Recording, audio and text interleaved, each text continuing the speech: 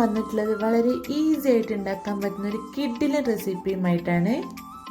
Coffee പൗഡറും യോഗർട്ടും കൂടെ mix ചെയ്തിട്ടുണ്ടാകുന്ന ഒരു അടിപൊളി ഐറ്റമാണ്. അത് വെച്ചിട്ടുള്ള കേക്കും പുഡിങ്ങും ഒക്കെ ഇപ്പോൾ ട്രെൻഡിങ് ആണ്. അപ്പം നമുക്ക് അങ്ങനെ ഒരു കേക്ക് ഉണ്ടാക്കി നോക്കാം. ഇതിനു വേണ്ടി ആദ്യം തന്നെ ഒരു ബൗളെടുത്ത് 1 കപ്പോളം യോഗർട്ട് ചേർത്ത് കൊടുക്കാം. എന്നിട്ട് ഇതിലേക്ക് നമുക്ക് 2 ടേബിൾ സ്പൂൺ കോഫി പൗഡർ ഇട്ട് കൊടുക്കണം. ഇനി ഒരു ഹാൻഡ് വിസ്ക് യൂസ് ചെയ്തിട്ട് ഇത് രണ്ടും കൂടെ ഒന്ന് നന്നായിട്ട് മിക്സ് ചെയ്തെടുക്കണം.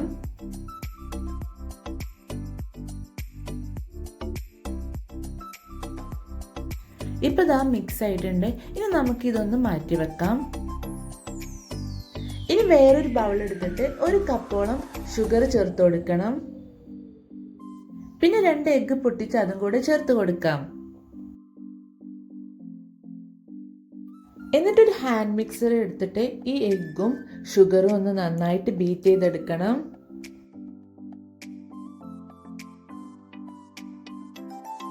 ഇവിടെ നിങ്ങൾ പൗഡേർഡ് ഷുഗർ എടുക്കാൻ നോക്കുക. ഞാനിപ്പോൾ ഇവിടെ സാധാ ഷുഗർ തന്നെയാണ് എടുത്തത്. പൗഡേർഡ് ഷുഗർ ആകുമ്പോൾ നമുക്ക് കുറച്ച് കൂടെ പെട്ടെന്ന് തന്നെ മിക്സായി കിട്ടും. ഞാനിപ്പോൾ ഇവിടെ 6 to 7 മിനിറ്റ്സ് നല്ല ഹൈ സ്പീഡിൽ ഇട്ടിട്ടാണ് ബീറ്റ് ചെയ്തെടുക്കുന്നത്. ഇപ്പോൾ ഇതാ ഇത് ബീറ്റ് ആയിട്ടുണ്ട്. പിന്നെ നമുക്കിതിലേക്ക് 1/2 കപ്പോളം പാലും 1/2 കപ്പോളം വെജിറ്റബിൾ ഓയിലും കൂടെ ഒഴിച്ചു കൊടുക്കണം. ഒരു 2 ടീസ്പൂൺ ബേക്കിംഗ് പൗഡറും കൂടെ ഇട്ട് കൊടുക്കാം. ഇതെല്ലാം കൂടെ ഒന്ന് നന്നായിട്ട് മിക്സ് ആക്കാം. നമ്മൾ നേരത്തെ യൂസ് ചെയ്ത ഹാൻഡ് വിസ്ക് യൂസ് ചെയ്തിട്ട് തന്നെ മിക്സ് ആക്കിയാൽ മതി. ബ്ലെൻഡർ എടുക്കണമെന്നില്ല. ഇനി ഇതിലേക്ക് നമുക്കൊരു 2 കപ്പ് മൈദപ്പൊടി ചേർത്ത് കൊടുക്കണം. അപ്പം അതിനു വേണ്ടി ഞാനിതാ ഇതുപോലെ ഒരു അരിപ്പ എടുത്തിട്ട് കുറേശ്ശെ ആയിട്ടാണ് ഇട്ട് കൊടുക്കുന്നത്.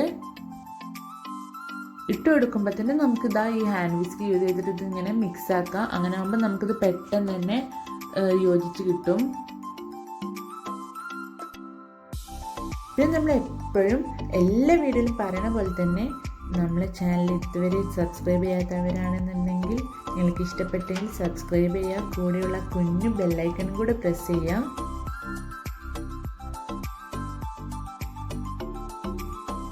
ഇത് നന്നായി മിക്സായി വന്നതിന് ശേഷം നമ്മൾ നേരത്തെ റെഡിയാക്കി വെച്ച നമ്മുടെ കോഫി പൗഡർ യോഗർട്ട് മിക്സ് ഉണ്ടല്ലോ, അത് ഇതിലേക്ക് ഒഴിച്ചു കൊടുക്കാം. എന്നിട്ട് എല്ലാം കൂടെ നന്നായിട്ട് മിക്സാക്കി എടുക്കാം. നല്ലപോലെ ഒന്ന് യോജിച്ച് വരണം.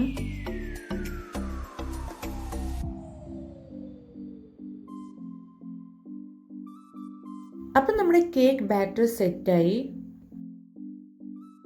ഇനി കേക്ക് ഉണ്ടാക്കാനുള്ള നമ്മളെ ട്രേ എടുക്കുക. ഇത് ഞാൻ ആദ്യം തന്നെ ബട്ടർ ഇട്ടിട്ട് ഗ്രീസ് ചെയ്ത് വെച്ചാണ്. ഇനി നമ്മുടെ കേക്ക് ബാറ്റർ ഇതിലേക്ക് ഒഴിച്ചു കൊടുക്കാം.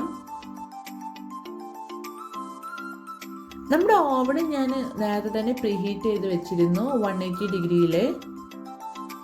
ഇനി നമുക്കിതൊരു 25-30 മിനിറ്റ്സ് ഒന്ന് ബേക്ക് ചെയ്തെടുക്കാം. ഈ ഒരു ടൈമിൽ നമുക്ക് ഇതിൻ്റെ മുകളിൽ ജസ്റ്റ് സ്പ്രെഡ് ചെയ്യാൻ വേണ്ടിയിട്ടുള്ള വിപ്പിംഗ് ക്രീം റെഡിയാക്കാം. ഞാനിവിടെ വിപ്പിംഗ് പൗഡറായിട്ട് എടുത്തിരുന്നത്. അപ്പം ഞാനൊരു ബൗളിലേക്ക് ഈ വിപ്പിംഗ് പൗഡറും പാലും വാനില എസൻസും കൂടെ ചേർത്ത് വെച്ചതാണിത്. ഇത് നമുക്ക് നല്ല ഹൈ സ്പീഡിലൊന്ന് ബീറ്റ് ചെയ്തെടുക്കണം. ഒരു 4 to 5 മിനിറ്റ്സ് നല്ല ഹൈ സ്പീഡിൽ ബീറ്റ് ചെയ്യണം. അതല്ലെങ്കിൽ നമ്മുടെ ഈ ഒരു വിപ്പിംഗ് ക്രീം നല്ല തിക്കായി വരുന്നത് വരെ. അപ്പം നമ്മുടെ വിപ്പിംഗ് ക്രീം നല്ല ബീറ്റ് ചെയ്തെടുത്തിട്ടുണ്ട്. അപ്പം നമ്മുടെ കേക്ക് ബേക്കായി വന്നിട്ടുണ്ട്. എനിക്കിപ്പോൾ ഇവിടെ ഒരു 30-35 മിനിറ്റ്സ് എടുത്തു. ഇനി ഇതൊന്ന് ചൂടാറട്ടെ. ചൂടാറിയതിന് ശേഷം നമുക്കിത് ഈ ഒരു ബേക്കിംഗ് ട്രേന്ന് മാറ്റാം. എന്നിട്ട് നമുക്കിതാ മുകളിൽ ഇതുപോലെ പൊളിഞ്ഞു വന്ന പാട്ടുണ്ടല്ലോ, ആ ഒരു ഭാഗം ജസ്റ്റ് ഒന്ന് കട്ട് ചെയ്തിട്ട് ഒഴിവാക്കാം. എന്നിട്ട് നമ്മളിപ്പോൾ സെറ്റാക്കി വെച്ച് നമ്മുടെ വിപ്പിംഗ് ക്രീം ഇതിൻ്റെ മുകളിൽ ജസ്റ്റ് സ്പ്രെഡാക്കി കൊടുക്കാം.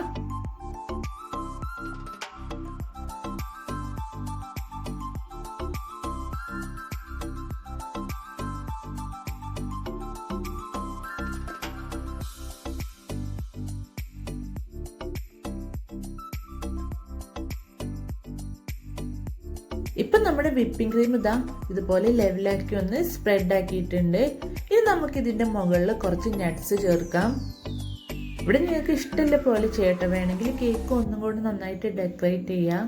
അതല്ലെങ്കിൽ ഇതുപോലെ മുകളിൽ ജസ്റ്റ് നട്ട്സ് ഇട്ട് കൊടുത്താൽ മതി.